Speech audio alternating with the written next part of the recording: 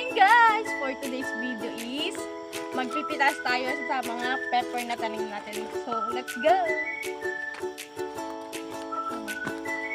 Sa totoo lang po, excited po talaga ako magpitas. Noon pa.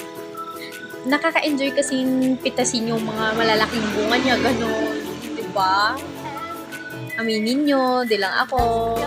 Diba? Ang saya. Oh, diba? Happy yarn. Malalaki yung mga bunga. Diba? Nagmayat nga, agburas ngayon nagado. Nagado, tas nagdadakil nga iti bunga na. Nagmayat nga burburasin. Hindi pa yung ba?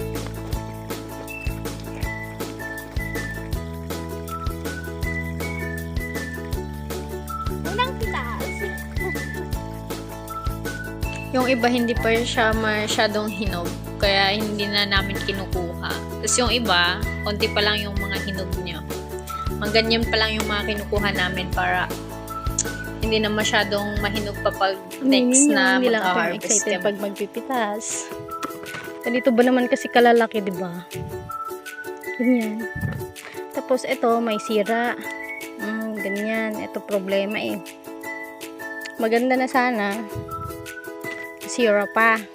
Parang may hal-halo na harid. Ganyan. Yung iba na green, ayun yung mga basta na lang ng hulog ba.